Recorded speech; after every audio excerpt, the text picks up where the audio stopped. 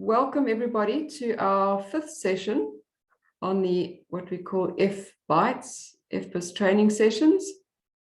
And today, well, firstly, last week, I'm going to share my screen. Last week we ran through the first view of the dashboards, which was led by Jeremy. And we had a look at single-site dashboards and multi-site dashboards from the perspective of a site. What we're going to focus on today is to look at the Sas dashboard, which, for those of you who know river health monitoring, is the cornerstone of the river health program in the olden days and the river ecostatus monitoring program as it's more recently known. So those who are joining from outside of South Africa, this is probably a very South Africa focused session, but it does allow you to get an understanding of the power of the visualizations that are possible within a specific module. And in this case, a module that's specifically developed on SASS, which is a tool for measuring ecological condition or river health.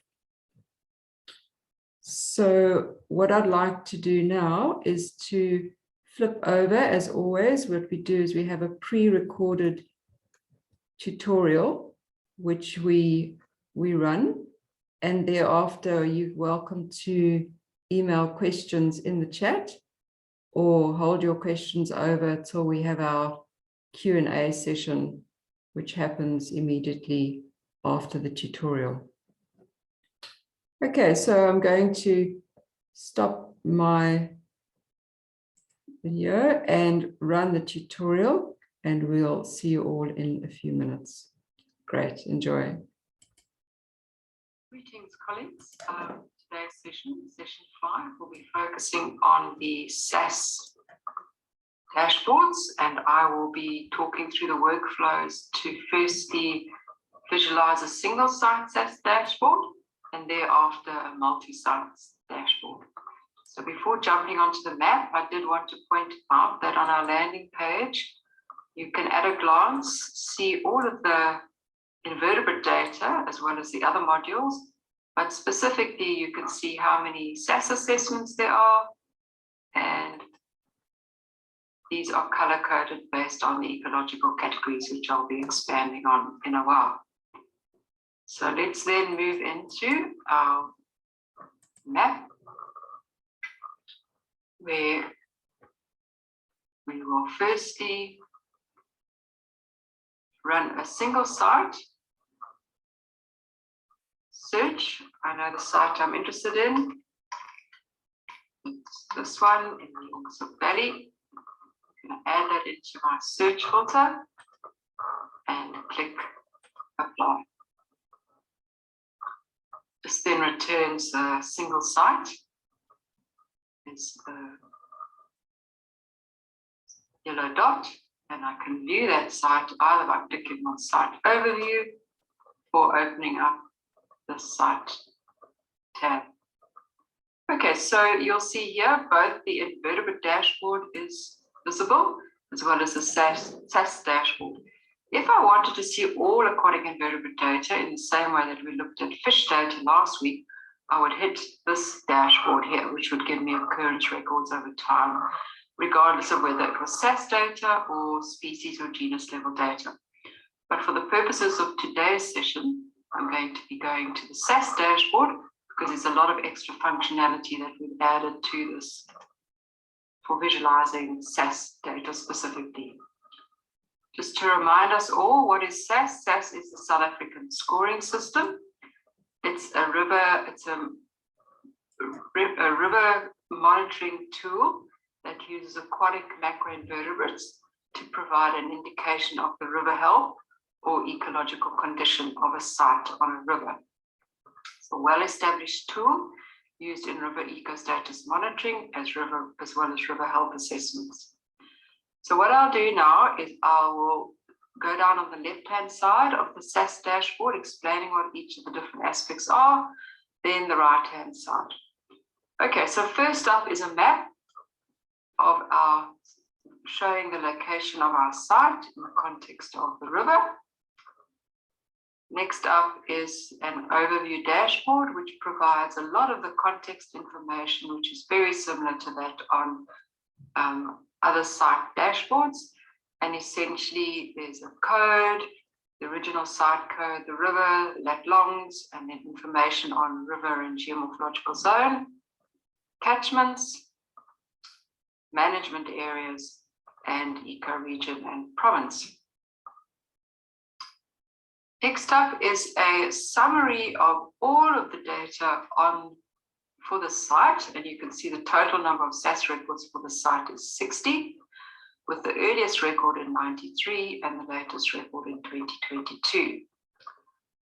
The next section provides a summary of all of the data for those 60 Sas assessments, providing some sort of average, minimum, and maximum statistic for Sas score, number of taxa, and average score per taxon, which, as you know, is Sas score divided by the number of taxa, gives you the ASPT.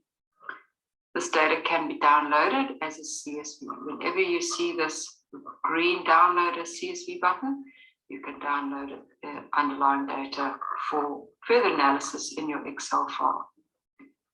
Moving further down, we provide a breakdown of the latest assessment at the site per biotope. And in the case of this, we've got all of the Sas taxa listed as they would be in the order on the Sas sheet, with the sensitivity weighting, and then the abundance recorded in stones biotope, the vegetation biotope, and the gravel, sand, and mud biotope, and then for the site on its own. And then the scores for each of these are auto-calculated and provided as well. Again, you can download this data as a CSV. Next up is a record of all of the Sas records for the site, all 60 of them, starting chronologically with the earliest, moving all the way to the latest. And in each case, the Sas score is given, the number of taxa, and the average score per taxon. It is possible to drill down to the original site assessment, and I will do that after describing the next aspects of the Sas dashboard. So moving down at the bottom of, just again, this can be downloaded as a CSV. And very importantly, at the bottom of this dashboard is all of the metadata associated with the data. In this case, you can see a large rivers database data, which ended in 2015 roughly, a lot of data from Cape Nature, and then various scientific articles and papers, as well as some unpublished data from the REP, as well as data collected during Sas accreditation. Okay, then moving up. On the right-hand side at the top, we provide a lot of photographs if the user has uploaded photographs. I always encourage people to upload photographs because it's an incredibly valuable visual resource. And these records, these photographs are time-stamped either by year, if it was water temperature data, or by the actual specific sampling period in the case of Sas data. And all of these, you can tab through and see all the photographs for the specific site.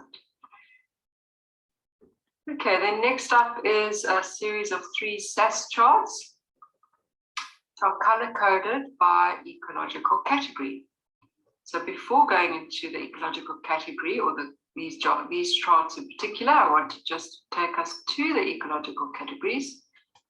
As you know, we developed a way to interpret Sas data whereby the ASPT was interpreted in relation to the Sas score.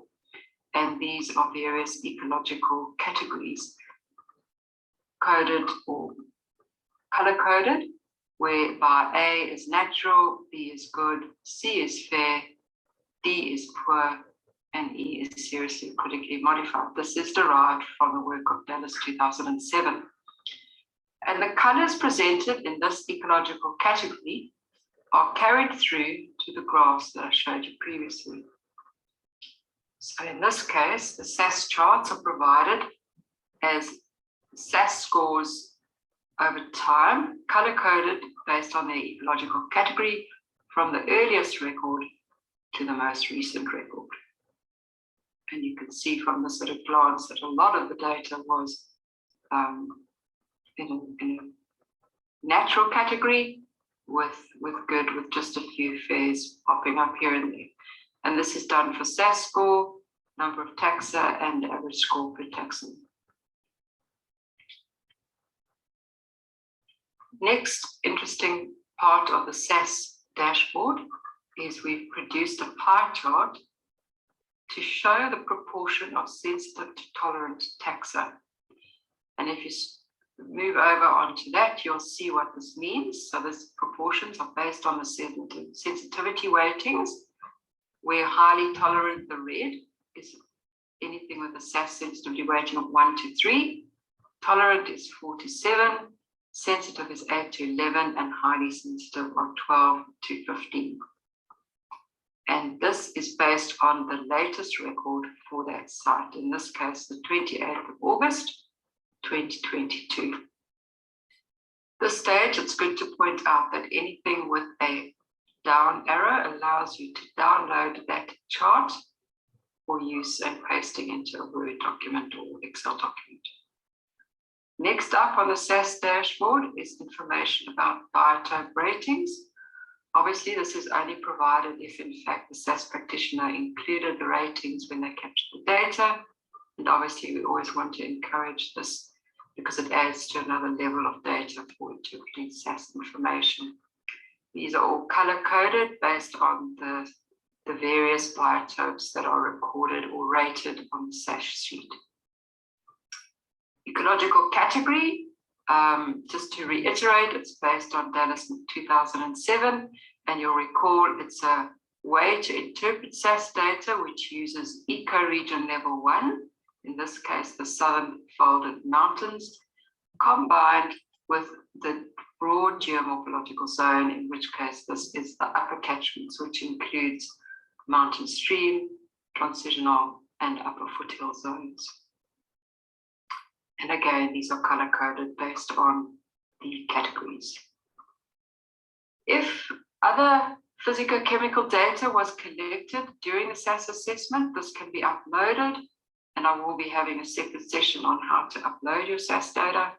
But essentially, we've chosen the 5 main physicochemical parameters that are generally measured, including conductivity, temperature, pH, and dissolved oxygen. But if other aspects were also measured and were uploaded, all of the chemical data can be downloaded as a CSV.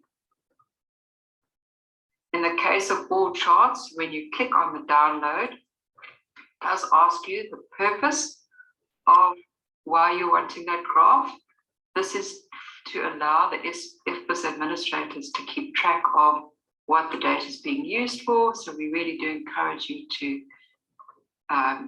just record this, and it's not very onerous. We ask you to just, in this case, say training, and I'm just going to say FBIS training session 1, and then we know what that data was used for.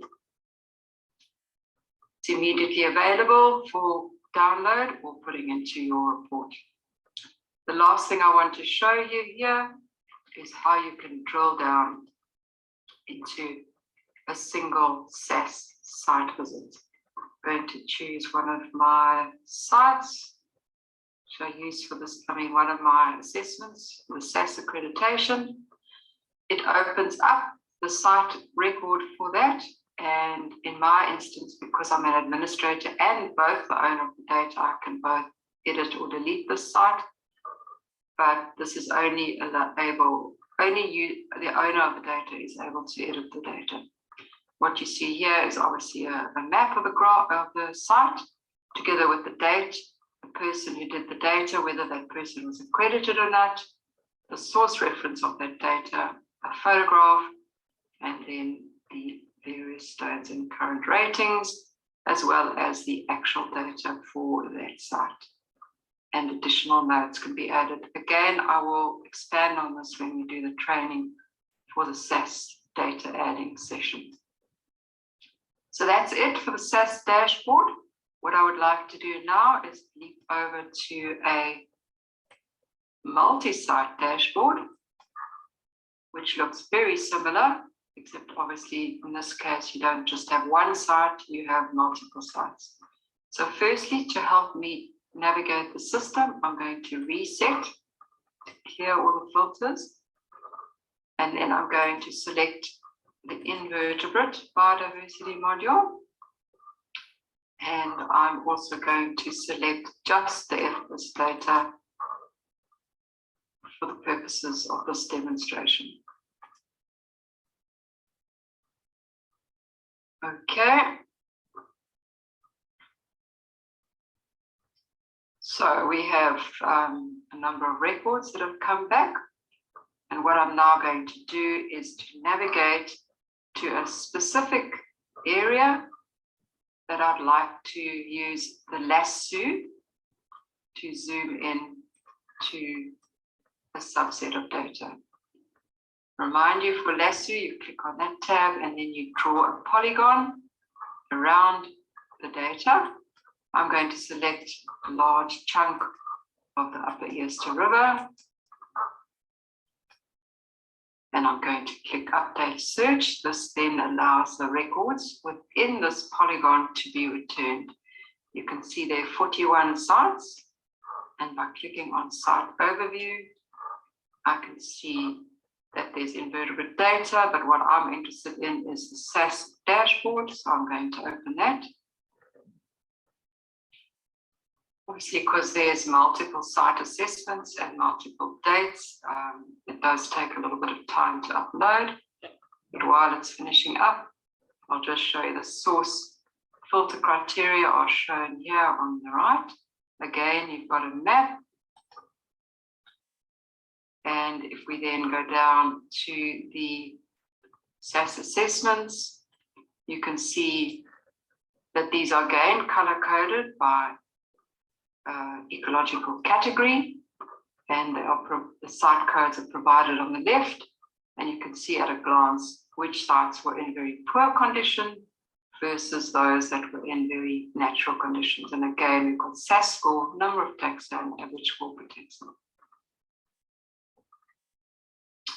Next chart, please ignore this. This is a slight hiccup, it's not disappearing. We've got our SAS summary table, which can be downloaded as a CSV. And essentially for each site, we have an average, minimum and maximum SAS score, number of taxa and ASBT, followed by the number of assessments for that particular site, as well as the latest SAS score, the latest number of taxa and the latest ASBT. And then the date of the latest assessment, which you can drill into if you wish, or you can navigate by clicking on this button, the site code, to go specifically to that site. And this is a nice way to tabulate a lot of information and see at a glance what's happening in the catchment. In this example, we've got two different ecoregions that are presented by the data that are lasso controlled. We've got the southwestern coastal belt, upper zone, and we've got the southern folded mountains, upper zone. And you can see that there are 4 sites sitting in the southern folded mountains ecoregion, and then the remainder are in the southwestern coastal belt. And again, these are color-coded based on ecological category. Next up is a SAS taxa per biotope, which for all of the sites listed above provides the breakdown of SAS abundance ratings per biotope as well as site, which can be downloaded as a CSV. And then right at the bottom, it also provides the SAS scores of the 3 metrics. And you can scroll along to see all of the data that is available to that site. Then we've got our biotope ratings. Again, the latest assessment is provided here, and our very important metadata. And I think that's where I'm going to leave it. Thank you for joining us for this tutorial, and see you next week.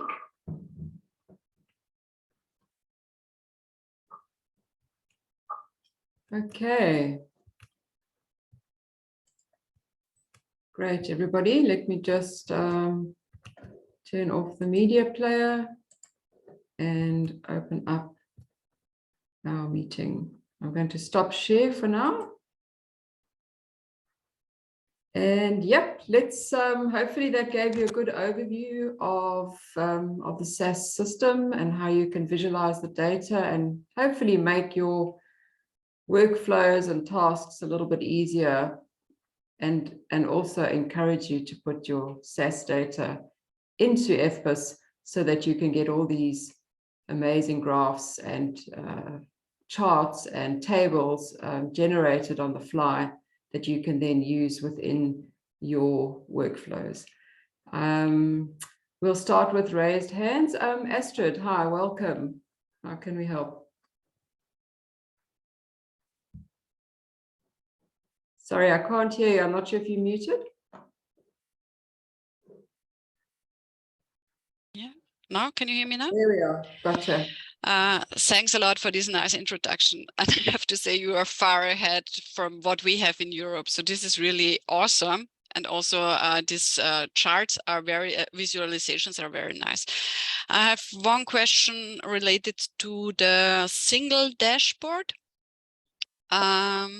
You showed this proportion of sensitive to tolerant taxa, and I was wondering, is it only, no, it is the latest, if you have a time series, so can you change to a date back also, so that if you, Yeah, at the moment not, but it was definitely on our initial wish list. The Cartosa team even kind of thought of putting in a time bar so you can see how that changes. You know, oh, you cool. can drag it.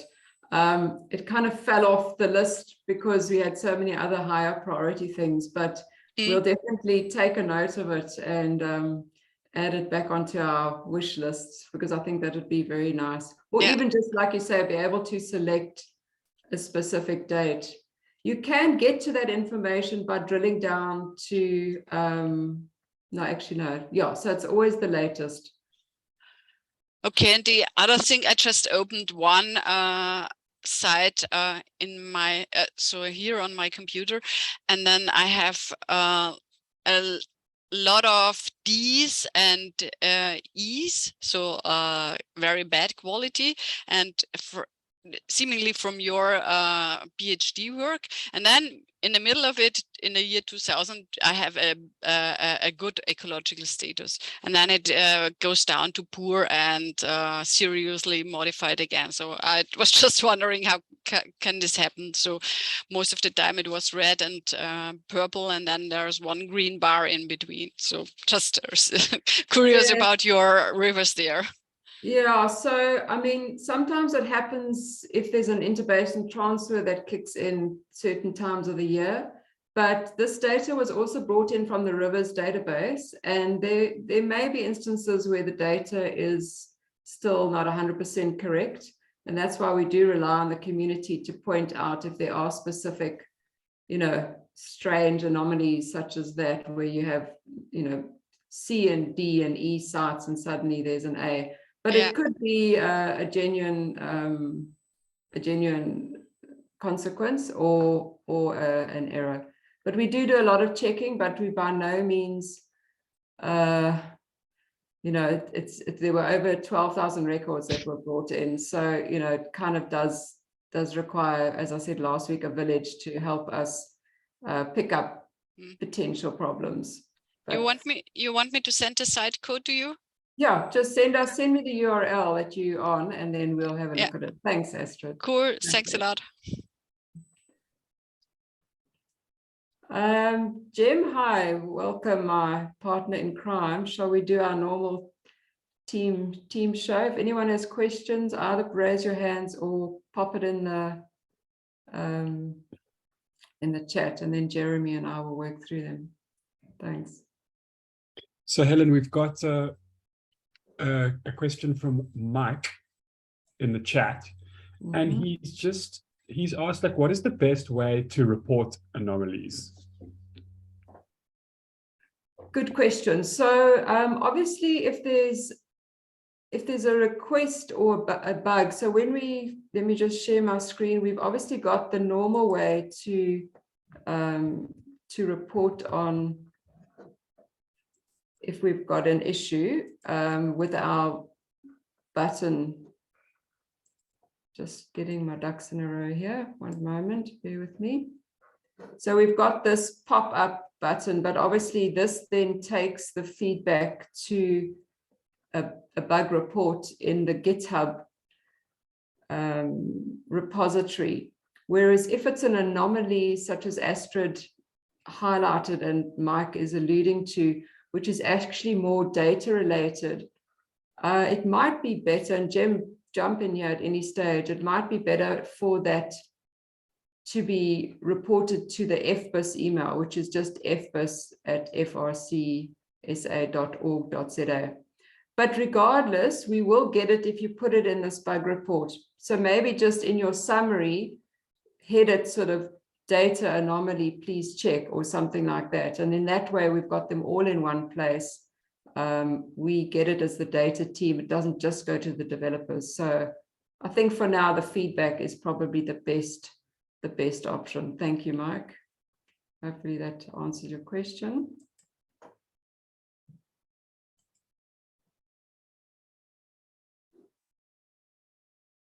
Great, thanks, Mike.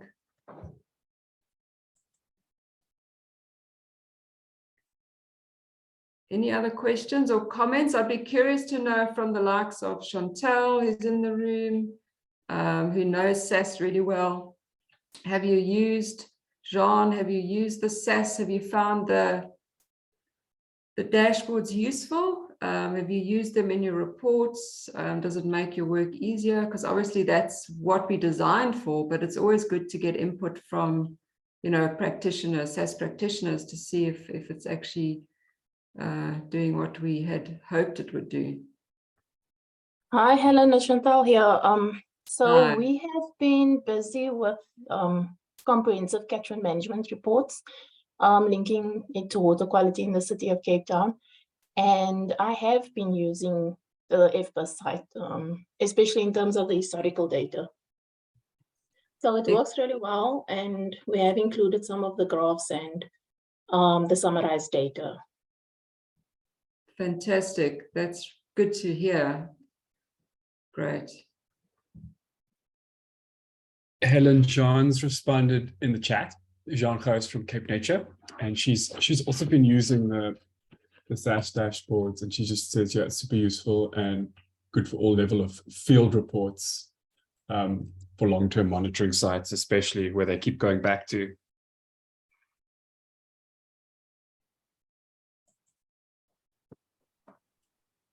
Lost your sound, Jim. I'm not sure why.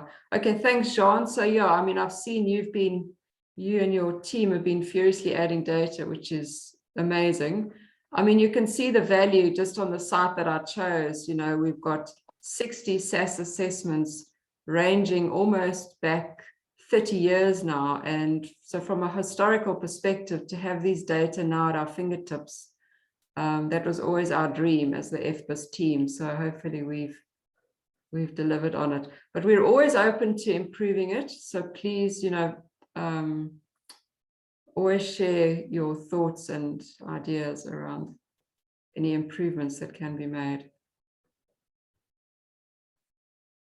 Jem, are you back? I hope so. Yep. Yeah.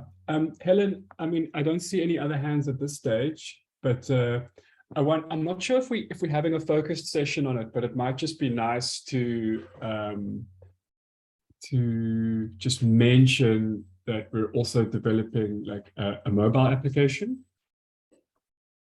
100%, yes. So it's still in the early stages, but the intention is to develop a mobile app which would allow SAS practitioners and fish ecologists, etc., to capture data in the field. So the idea would be to have a slimmed down version of FBIS, which when you went into the field, you could capture any data that we commonly do in the field. And obviously SASS is perfectly designed for, it's a field-based assessment for those of you who are not familiar with it. So you don't bring invertebrate samples home, you do the assessment in the field. And up until now, we would obviously write the data. Often we work in pairs, and somebody would do the IDs and someone will be marking it on the SAS data sheet. So what we will be releasing probably in the next few months is a mobile app version where you can actually capture your data directly on a mobile app or on an iPad. And then when you're in Wi-Fi connectivity, that data will be uploaded directly to FBIS. And the rationale behind this is to kind of try to make the data pipeline easier and to increase data flow from the field straight into FBIS so that it doesn't end up, with reams of data sheets on your desk, which don't always make their way into a long-term repository. Yeah, and then the fish data is also, because obviously it's often a field-based assessment, you'd be able to add fish data, but for things like algae, doesn't really make sense because that requires laboratory identifications. Thanks, Jim. Good point. Cool. Thank you. Yeah. And we have a question from Prashin Singh in the chat. And yeah, thanks, Prashin, for attending like most of these sessions and always asking probing questions. We really appreciate it. And there are actually a few questions. So the first one is, can you illustrate a workflow for an area that is data deficient? I'm not super clear on that question, so I wonder maybe if Prashin wants to jump on the mic, or Helen, is that clear to you? I guess an area where there's no data. I mean, if there's no data, unfortunately, you won't get anything back. But I mean, Prashin, I could just zoom into an area, say, so obviously this area here in the Western Cape is very data rich, but there's an area here around Graafrenet that's fairly data poor. So there are various ways to obviously view the data. For the purposes now, I will just lasso it because then I can literally just circle the few sites around Graafrenet, update the search, and you'll see I haven't applied any more filters because I want to see what data are available in its entirety. Let me just zoom up a bit here. So if I then clicked on site overview, I could see at a glance in an area that probably had relatively few sites compared to the rest of South Africa, I can see on my side panel dashboard, how many occurrence records there are for each of the 5 biodiversity modules that we currently have. And I can see the number of taxa that are shown on the right. And what is apparent is because the Sas dashboard is grayed out, it means there are no SAS data for the area that we have selected. Happy to chat further, Prashin, if you want more clarity, but Helen, I wonder if I'm not sure if we had a glitch in it last week. I'm not sure if it's back up and running, but we do also have the mini SAS resource that sometimes has data in areas where SAS are data deficient. Yeah, let me show you that, switching it on and off. So we have third-party data, which can be switched off. Fingers crossed it's linked up now. The reason for it not always showing is they are updating the mini SAS system at the moment. Yeah, it looks like it's not showing. But so mini SAS is sort of a citizen science community-based assessment that's very much a simplified version of the bigger SAS. It mostly uses order level taxonomy. So you would record a dragonfly or a mayfly rather than a family of mayflies or dragonflies. But this data is really, really valuable. And normally if you click on this button, you would see a whole lot of color-coded crabs that are apparent. And sometimes in areas where there isn't much SAS data or biodiversity data, that mini SAS data may indeed become a useful resource. And the FBIS team are currently in conversation with Ground Truth, who are the developers of the mini SAS, as well as our developers, to see if we can't provide a richer resource from the mini SAS, because at the moment you would click on a crab and just see what was there, but you wouldn't be able to use that data in any decision or management context. So we're actually considering two things. The one is to be able to include mini SAS as a data source. So you'll see here, I'm opening up our data sources. As you know, we've got FBIS, which is data we've literally uploaded to the system. There's GBIF data, which is harvested from the Global Biodiversity Information Facility. And there's citizen science data that's harvested from the virtual museum. And we're considering adding a fourth button here, which would be the mini SAS data, which again, you can click on and off. And in that way, we'd allow that mini SAS data to also be downloaded when you're creating or visualized in dashboards and be used as a CSV file. Thanks, Jim. And thanks, Helen. Great. So we've got a few questions coming through in the chat, but I think let's finish off with Prashin's questions first. So just a comment on the lasso is that he's saying that the lasso does not necessarily take into consideration catchment morphology. Correct. So if you wanted to query by catchment, you would be best served by navigating to the set of spatial filters and to be able to, for example, if I was interested in secondary catchment G2, and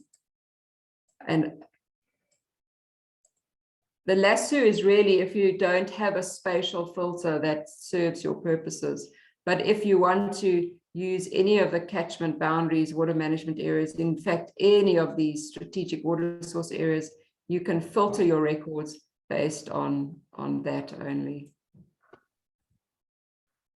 Okay. Thanks, Helen. All right. So a few more from Prashin is following the first question. If a site is data deficient, then how far should one zoom in and out to draw a polygon? So I think probably the answer there is, I guess, you'll see in the overview dashboard quite quickly whether or not there are SAS data for your polygon as soon as you hit query. So I guess you'll just be able to manually expand that polygon or adjust your set of filters in your search query until you see that there are SAS data present. And Prashin also says, I normally use the DWS SQR as a guide. Are there SQRs available as a layer in FBIS? Sorry, I'm not familiar with the SQRs. Can you expand on that?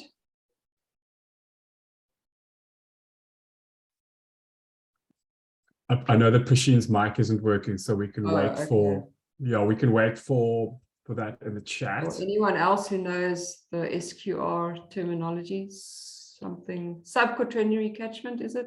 I don't know.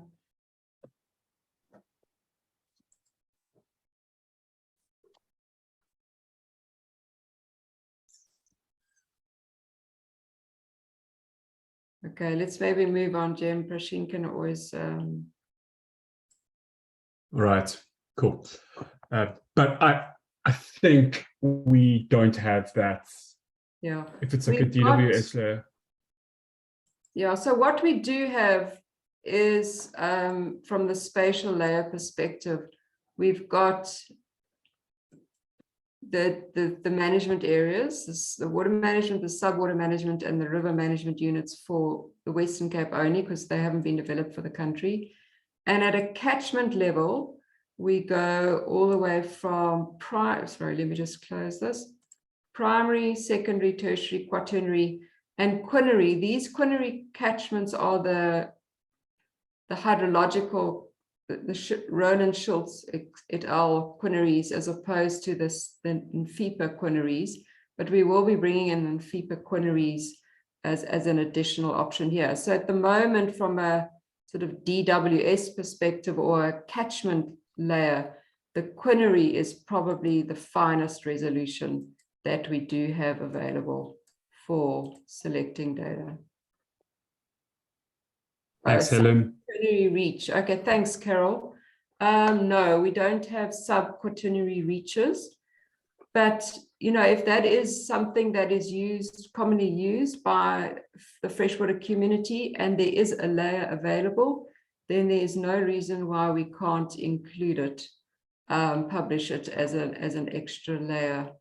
I guess it would fit under these catchment reaches. So Carol, can I ask you, if you do have that available, can you all put us in touch with those people who do have it, and we'll include it in our notes from the training. If it is a requirement that many people use, we can always include it. Thanks so much, Prasheen and Carol. And then we have a question from Carol in the chat about the app. So she's asking, if you were to download those data again, the data that you've added, what format would they be in? Would it be like a SAS sheet or just like, say, an Excel document? So Carol, if you add a SAS assessment by using the mobile app in the field and then upload that to FBIS, you'll be able to visualize those data using the dashboards or by downloading them as a spreadsheet as well. So it would basically, once they're up in FBIS, you'll be able to engage with those data in exactly the same way as all other SAS data, as per Helen's tutorial today. We have a question from Mark about SAS data. And just commenting that we've got like a really good time series for SAS data.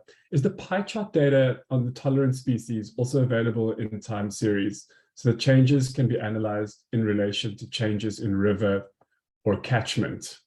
So I guess, that's the same question as Astrid asked. Yeah, so at the moment, the pie chart that you see when you open up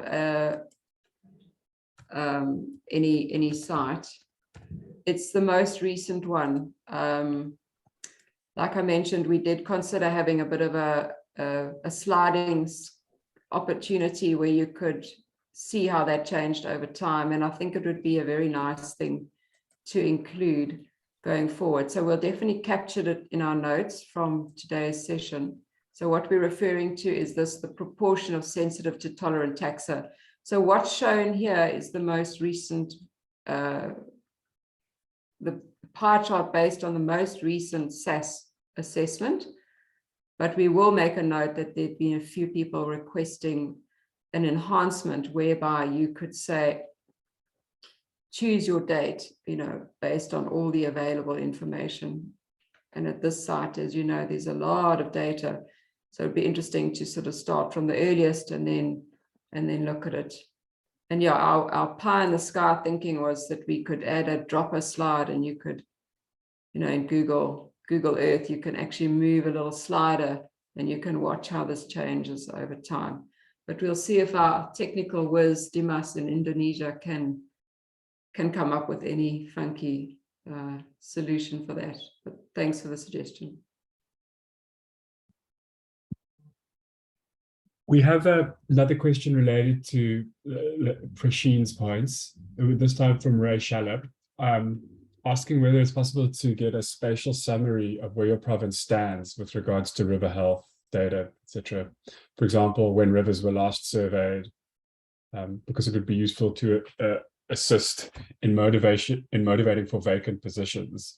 So, I guess it's almost as a window into capacity constraints, especially in the country, Yeah. which is a really interesting insight. Yeah, unfortunately, Ray, at the moment, no, but I hear what you're saying. It would be great to be able to have that.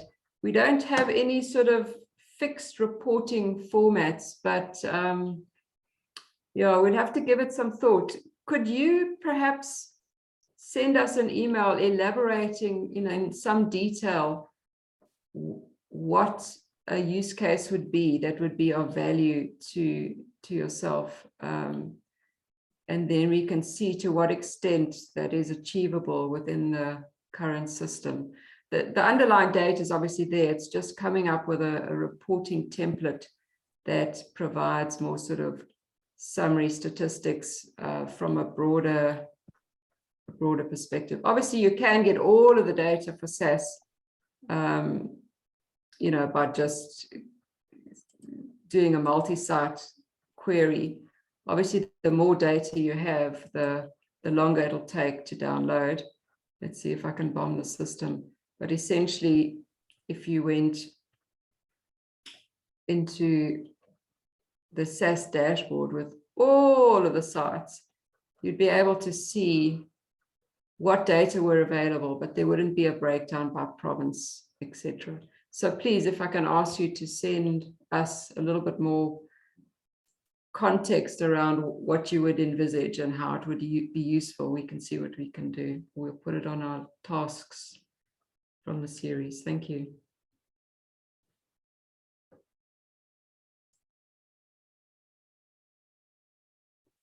So you can see here, this is all the SASS data that's available in the country, and there's multiple pages, each of which is produced as a graph. So you can navigate down to every bit of data, but obviously it's not particularly user-friendly when you use such a big area for selecting the data. Okay, Jem, any more?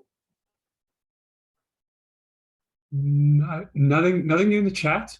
And no new hands coming up, but yeah, just that Prashin's indicated that some information about the layers we've been chatting about. So thanks, Prashin, for offering to forward us those details, and also to Ray as well.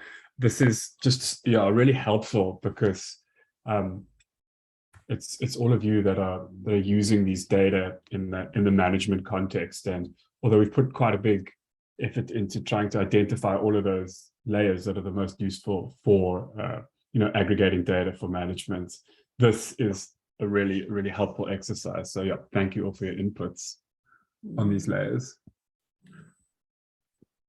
I thought it might be useful just to do a couple of CSV downloads so that people can see what they look like, because we do have a bit of time, I think 10 minutes.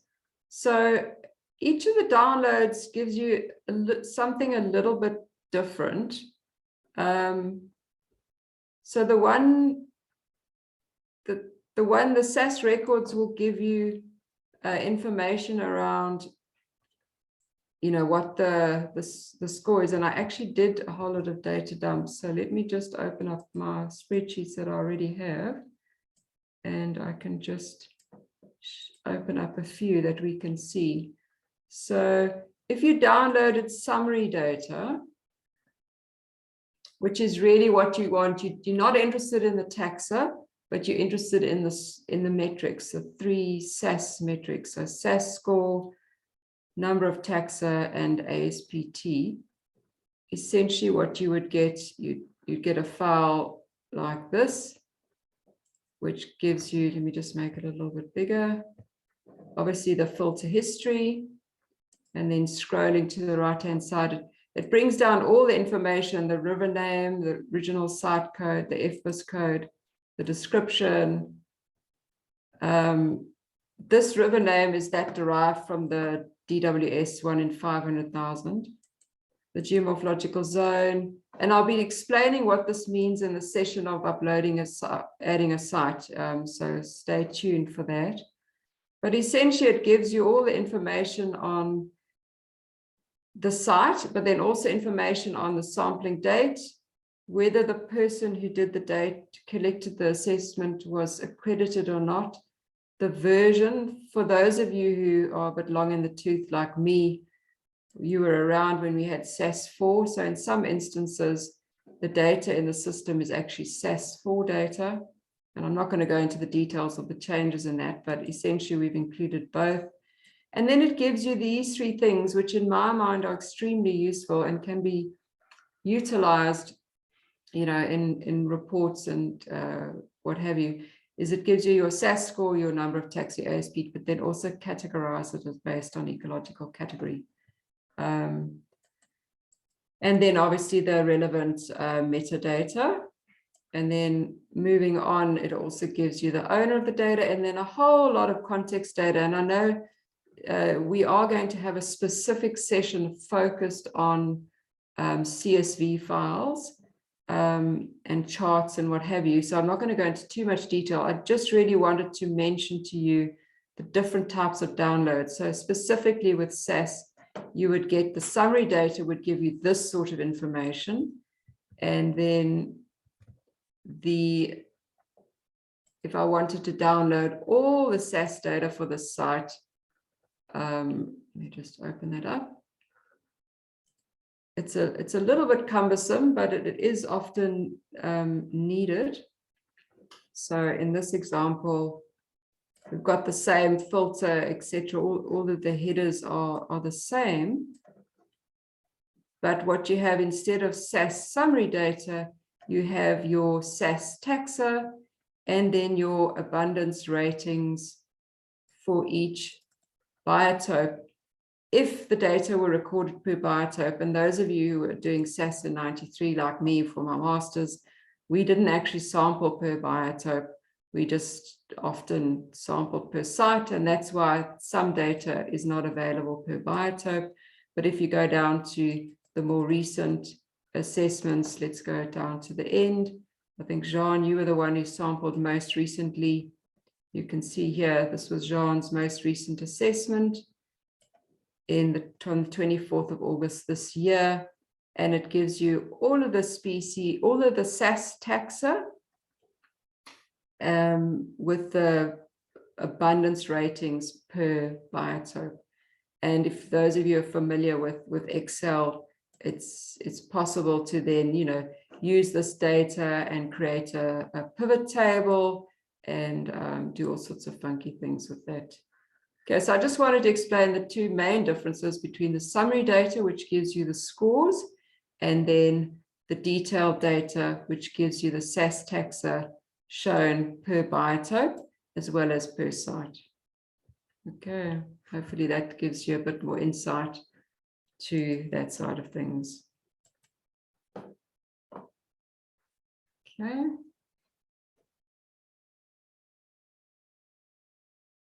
Thanks, Helen. Yeah, there's just been a little bit more discussion in the chat. Thanks, Prasheen, for sending through the links. And yeah, it's just discussing the, you know, basically what can be done to make it easier to link the FBIS data with like the PES and the EI and ES assessments and the eco status determination as well.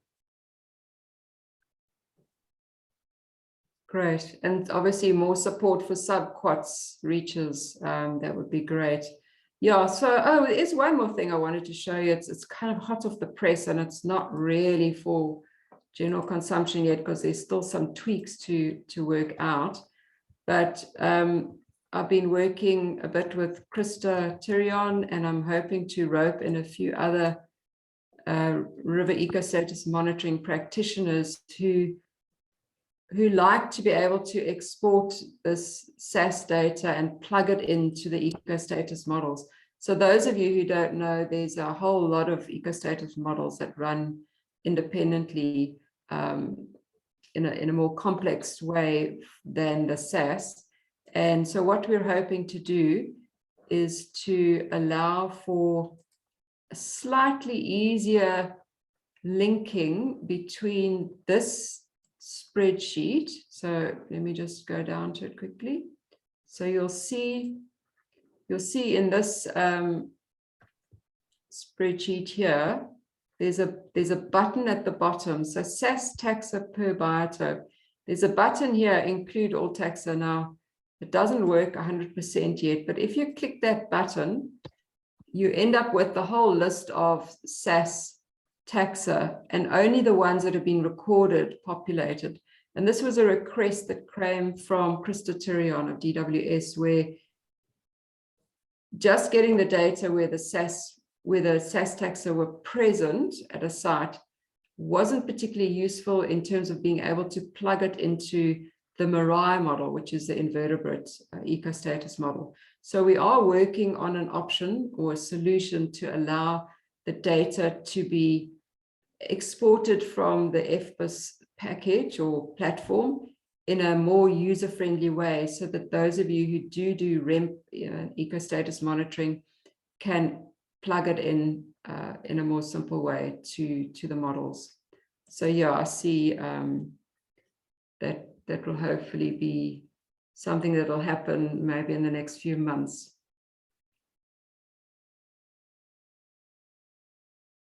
Thanks, Helen. We have another suggestion from Sachin Pilak. While it may be not directly related, maybe an upload of eDNA data could also be cool.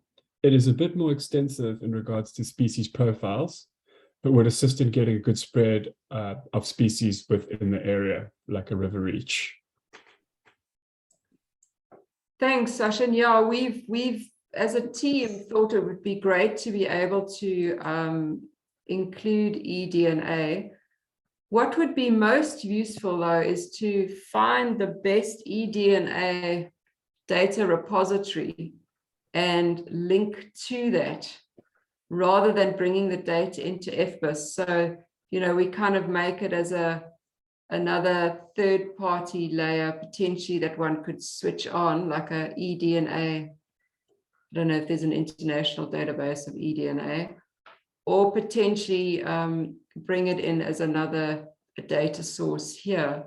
So if any of you out there have good insight on eDNA, please again share that with us, and we will add it to our wish list and see what we can come up with. And Helen, just to sort of add on to that, you know, in terms of adding species data, we've recently incorporated some functionality that allows you to specify if a data record, an occurrence record, comes from, for example, like a visual observation, or whether a specimen was collected, or whether it comes from an eDNA record. So we are cognizant of the value of eDNA species occurrence data, and there is an option to add those data. But yeah, I agree. Linking with the richer repository is going to be a good way to go in terms of serving eDNA data in the longer term. Absolutely. Thanks, Jim. So yeah, fire away the suggestions, and we'll make a note and see what we can do. Thanks, Sachin. Cool, Helen. I see that it looks like no more questions coming through in the chat, but we'll open it up one more time to if anybody has a burning question. So pop up your hand or pop a quick note in the chat, and we'll do our best to to address that. But otherwise, I think it's been another great session. Excellent. Yeah, a lot of work's gone into those Sas dashboards, and yeah, we consulted quite widely on how to visualize those dashboards, you know, from people who use it regularly, including myself. So hopefully, yeah, there's a lot of useful information out there. And yeah, I just want to say thanks to the SAS community. You're definitely probably the most active FBIS contributors at the moment. And since FBIS was launched, I mean, we must have had a couple of thousand records added. So yeah, it just shows you that it's useful and it's being used. So thank you all for taking the time to put the data in. that we can all access it. Good. So I think, as always, we'll be sending a recording of this. Our next session, let me just quickly share my screen again, is all about the taxon dashboard. So we've had an overview of the single site and multi-site regular dashboards or biodiversity occurrence dashboards. Today we focused on SAS dashboards.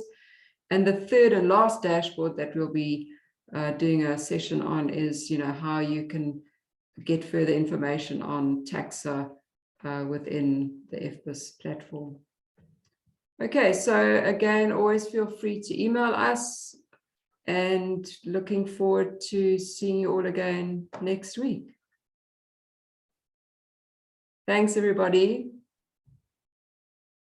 Thanks, Mark.